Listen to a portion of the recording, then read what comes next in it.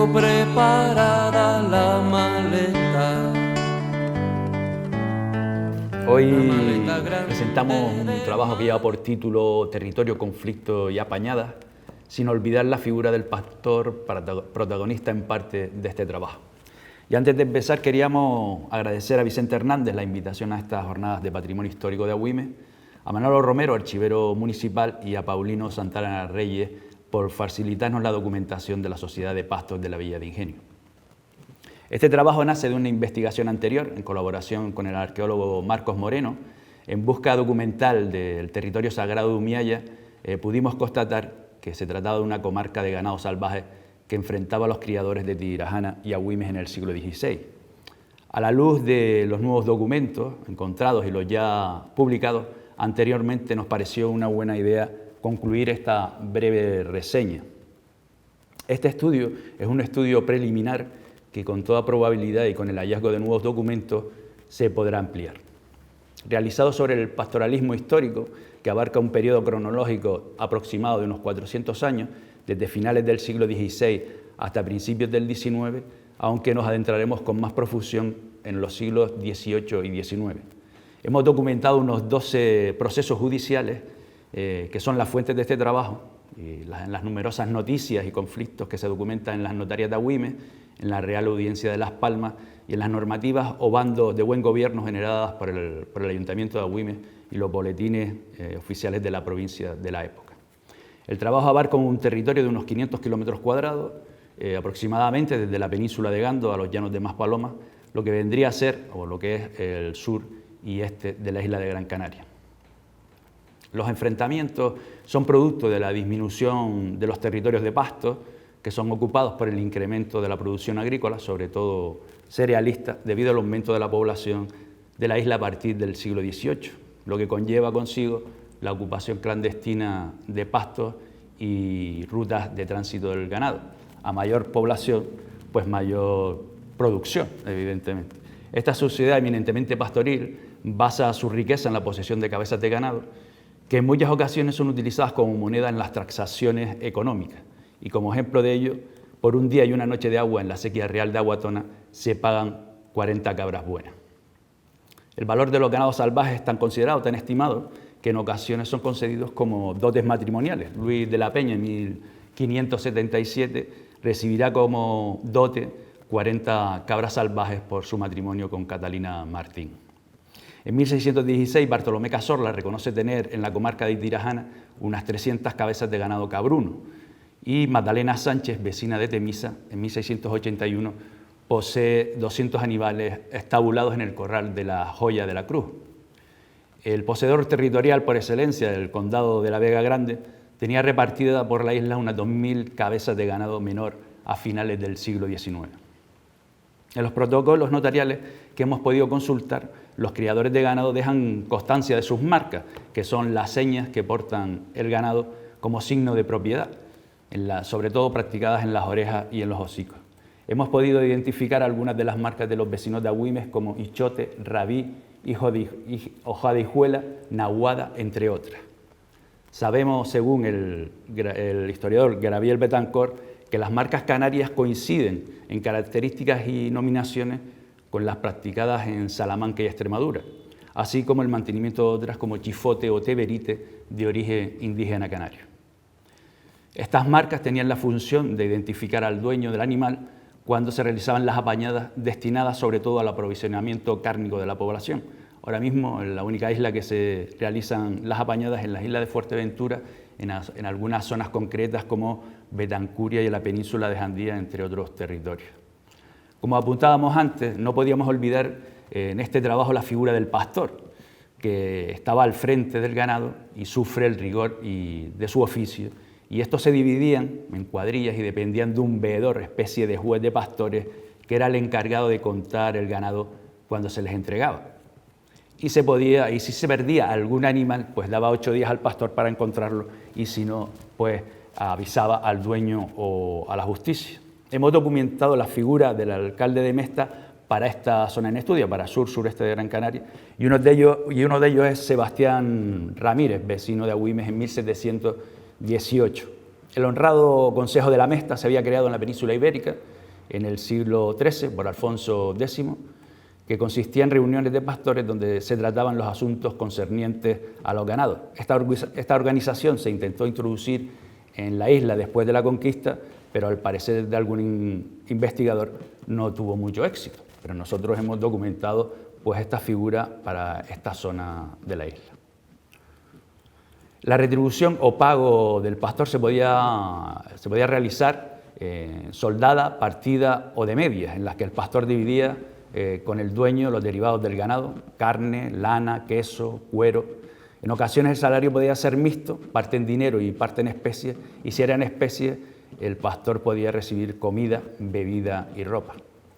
Parte de este trabajo era la transhumancia o mudá, como se dice actualmente en la zona norte de la isla, que se realizaba hacia la costa en invierno para pasar luego a las medianías en primavera y acabar en los pastos de las tierras durante el verano. El oficio de pastor entrañaba ciertos peligros, los accidentes entre montañas o derriscamientos fueron los más frecuentes. Ejemplo de ello fue el que sufrió José Agustín Alonso, que se derriscó en el barranco de los Tabucos, fue enterrado en el mismo lugar que cayó porque no se pudo sacar el cuerpo del risco y no recibió los santos sacramentos por haber muerto en el acto. La posesión de ganado sirvió también para pagar las últimas voluntades de aquellos que morían, el ganado en la vida y el ganado en la muerte, ¿no? Caso de Antonio Pérez, que deja para su entierro 6 machos cabríos, 4 grandes y 2 pequeños. A través de algunas escrituras notariales sabemos que la posesión de ganado llegó a brindar la posibilidad de sustentar a la familia mientras el padre emigraba a las Américas en busca de mejor fortuna. El vecino de Fataga, José Suárez, deja a su mujer y a sus 2 hijos 44 cabras y un garañón para su sustento mientras él se ausentaba. Hemos intentado averiguar el número de cabezas que transitan en la comarca, pero nos ha sido pues, bastante difícil, por decir imposible, porque los protocolos notariales no hablan de una cantidad global. Basándonos en los datos estadísticos de Francisco Escolar y Serrano, 1793-1806, se estima una cantidad de 12.000 cabezas de ovejas y cabras que transitan entre la zona de Agüimes, Barrancovalo, Sardina, Pozo Izquierdo y unas 1.000 cabezas de ganado salvaje en Amurga. Sabemos a través de algún pastor que hasta el siglo XX, 1950, 1960, eran frecuentes las apañadas en este lugar de Amurga. Parece una cifra bastante pequeña si la comparamos con la cantidad de cabezas que actualmente hay en la zona, unos 6.000 animales en la zona de Tarajalillo. A finales del siglo XVIII y principios del XIX, los sectores económicos se enfrentan abiertamente, unos para mantener sus privilegios inmemoriales, los ganaderos, y otros para desarrollar una actividad agrícola que pretende desterrar la práctica ganadera de la zona. El conflicto llega a tal punto que José Espino de la Cueva, alcalde de Agüimes en 1776, publica un bando en el que advierte: algunos pastores de ganado cabrío están largando y devastando los sembrados de la jurisdicción sin más temor de Dios ni la justicia. Se denuncia la intromisión de los ganados en los sembrados de la Vega de Sardina, Pozo Izquierdo, Barranco del Polvo y Majasiega. 2 años más tarde, en 1782, el litigio se va a generar entre el estamento eclesiástico.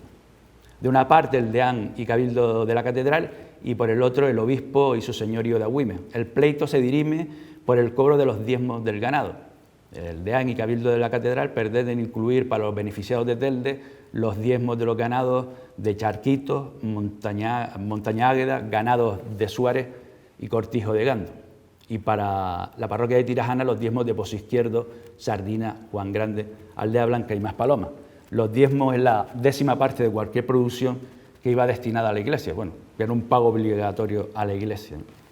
¿Por qué se pagan en Agüimes? Porque los territorios estos están mucho más cercanos de la parroquia que de los que le pertenece. Entonces lo que hacen los vecinos allí es bautizarse, casarse y enterrarse. Por tanto, también pagan los diezmos ahí. La catedral está en contra de este proceso e intenta cambiarlo. El litigio empieza en 1782 y termina en 1819. 37 años de litigio, aunque al final la Cámara Episcopal de Agüimes seguirá cobrando los diezmos de esos ganados. El desarrollo, el aumento de la población trajo consigo un aumento considerable de la construcción tanto urbana como militar en las islas. La extracción y el alto consumo de leña para la obtención de un material imprescindible para la construcción en ese momento, como era la cal, también fue otro motivo de confrontación. Ejemplo de ello es el castellano de la fortaleza de Gando, Pedro Pérez Quintana. Es encargado por el comandante general de las islas la compra en Arinaga de cal por 600 pesos, destinado a la fortaleza de Santa Cruz de Tenerife. Pero los pastores lo habían impedido en varias ocasiones, boicoteando su fabricación, prendiendo fuego a la leña con destino a los hornos. Por otro lado, en Trajalillo, en la zona costa de Tirajana, en 1801, son los pastores los que denuncian que el calor del fuego, la propia cal y los desbrozos del horno instalados son perjudiciales porque resecan la tierra. La quema de cal requiere un alto consumo de leña que se tendría que extraer de los montes más cercanos, con el riesgo que suponía para los ganados. La sentencia final es favorable a los ganaderos y el horno es demolido. Durante el verano de 1803 se originará uno de los procesos judiciales más significativos en las tierras del sur. Se pretende despojar a los criadores de ganado de los pastos que producen la mejor vega de la isla, así lo dice documentalmente, la mejor vega de la isla, la vega castaña, que actualmente comprende los territorios situados desde el límite final del pueblo de Ingenio hasta las proximidades de la Pasadilla. Hoy actualmente recibe el nombre de los Llanos del Deán. Aclarar un poco que 1815-1806 sería la separación de Ingenio de Agüime y ya Santa Lucía lo había hecho de San Bartolomé de Tirajana en 1814. Antes teníamos 2 territorios, Agüime, Tirajana, ahora tenemos 4 municipios, Ingenio, Agüime, Santa Lucía de Tirajana, San Bartolomé de Tirajana. Este conflicto será determinante para medir las fuerzas de los intereses contrapuestos, por un lado poderosos propietarios agrícolas que ostentan los cargos públicos y militares, y contra otros personajes no menos notorios de la sociedad, como son los señores de los rebaños de la zona. La postura de los cultivadores es clara. El pastoreo es el enemigo del ramo de la agricultura y pide que se fomente el retirado de los sembrados y plantíos y los apacenten en las sierras altas y se mantenga en las dehesas acotadas de Rocaguairo, Amurga, Barranco de Balos, Jable de Arinaga, Los Rayones, El Pajonal y Costa de Gando. A los ojos de los criadores, los terrenos que se les ofrecen como alternativa son territorios estériles y no son capaces de mantener los rebaños por la falta de lluvia. Los ganaderos reivindican la posesión de vega castaña que desde tiempo inmemorial les pertenece y entraban en ella a partir del día 3 de mayo para aprovechar los pastos. La sentencia de la Real Audiencia, el 3 de julio de 1803, dice taxativamente que se le conserve en la posesión que tienen de apacentar y se absuelva de todos los cargos a los criadores José Estupiñán y Salvador Romero. El pastoreo furtivo fue un asunto que también se solventó en las salas de juicio. El coronel Westerling acusa de la intromisión de los ganados de José Batista en su vuelta del lomo del medio. Manuel Álvarez, dueño por compra de las tierras del ganado, prohíbe el pastoreo, aunque para los pastores es el único refugio que les queda para ampararse en tiempos secos y estériles. La confrontación se repite por casi todo el territorio. Se acusa a los pastores de causar daños a más de 100 almendros en el lomo de Moral y en las sementeras de Fiallo, en Taibía, que había plantado Juan de Ojeda, que atacaba a los animales y los pastores con sus perros. Los pastores reivindican estas tierras ocupadas como terrenos abiertos y pastos comunes. En abril de 1811 se declara las supuestas tierras de Juan de Ojeda pastos comunes y es condenado a 97 reales por las cortes del juicio. A finales del siglo XIX vendría a aparecer la Sociedad de Pastos de la Villa de Ingenio, institución con la que se intenta remediar la conflictividad que había generado no pocos juicios, luchas y litigios. Creada aproximadamente en 1876, ahí donde aparece la documentación a partir de ese año, y posteriormente llamada la Sociedad de las Medianías. Tenía como misión subastar o rematar los grandes, medianos y pequeños propietarios de la medianía, el sardo, lomo caballo, costas de la jurisdicción, casquete de Telde y otros lotes de menor entidad.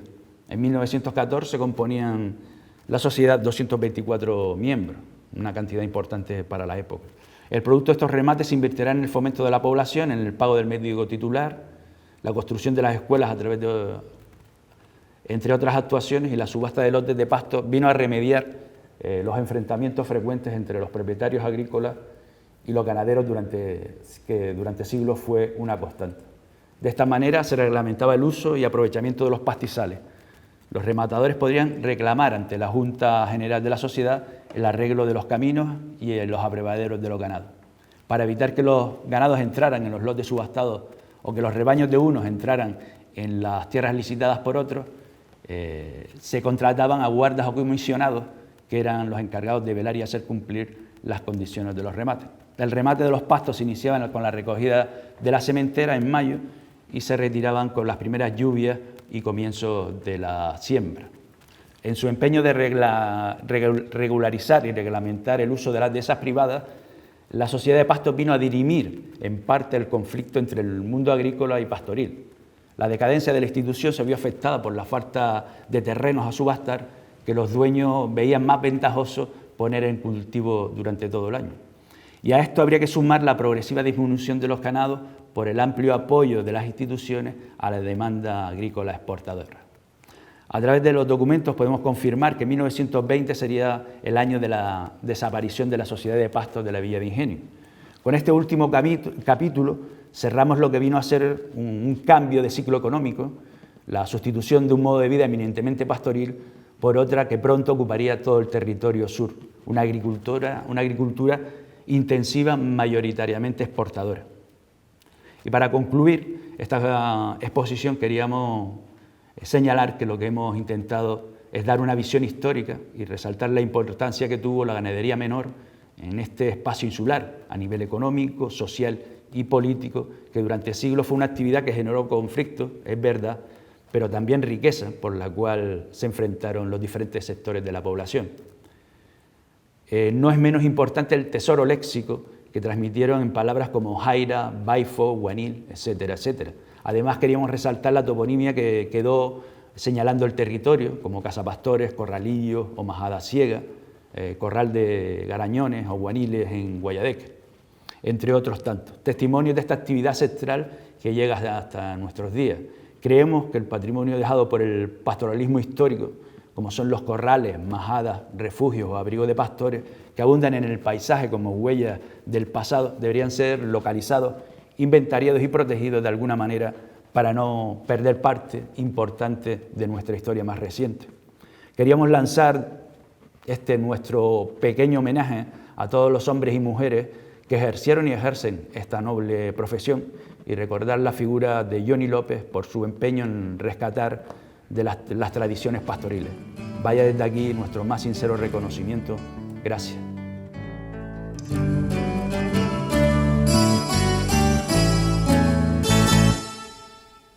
Yo tengo preparada la maleta, una maleta grande de madera,